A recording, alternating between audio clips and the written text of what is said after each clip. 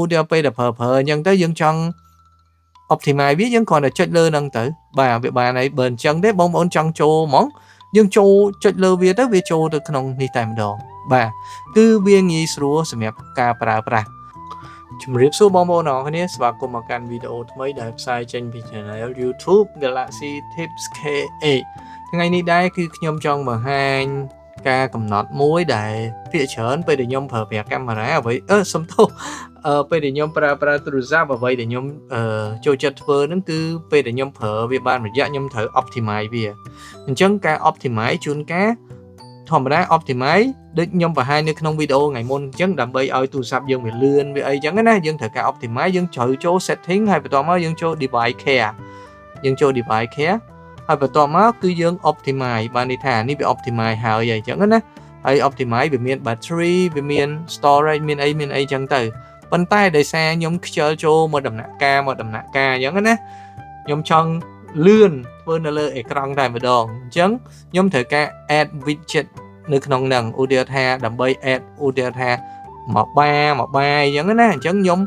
add អាហ្នឹងមួយទៅឧទាហរណ៍ថាខ្ញុំចង់ add នៅលើហ្នឹងបាទបន្ទាប់មកខ្ញុំចុច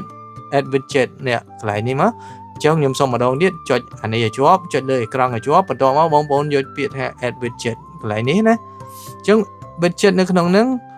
បងប្អូនរើសមើលទៅឧទាហរណ៍ចង់បានអីគេណាអញ្ចឹងមិញគោលបំណងខ្ញុំចង់បាន device care ខ្ញុំចង់ optimize ខ្ញុំចុច device care បន្តមកទៀតនេះវាមាន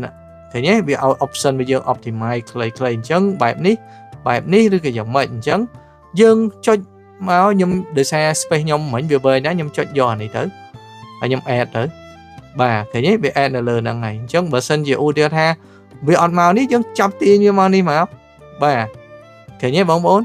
យើងគ្រាន់តែចុចឧទាហរណ៍ពេលដែលប្រើអញ្ចឹងទៅយើងចង់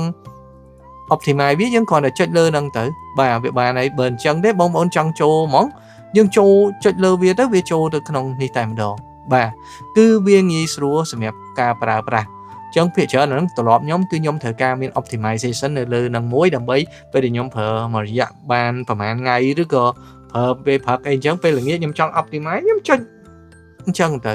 បាទហើយបើសិនជាយើងអត់ទេយើងអាចមានការផ្លាស់ប្ដូរឬក៏យើងធ្វើរបៀបម៉េចអាហ្នឹងយើងមើលតាមជាក់ស្ដែងរបស់យើងទៅបាទយើងចេះសេរីស្រង់ណាវាមិនអីទេការប្រើប្រាស់របស់យើងតេស្តសាកល្បងខ្លួនឯងទៅបាទអញ្ចឹងវីដេអូថ្ងៃនេះគឺខ្ញុំចង់បង្ហាញប៉ុណ្ណឹងគឺរបៀប optimization បាទអរគុណបងប្អូនទាំងអស់គ្នាកុំភ្លេចជួយ share វីដេអូម្នាក់មួយ like វាអ្នកមួយផងហើយ subscribe YouTube អ្នកមួយផង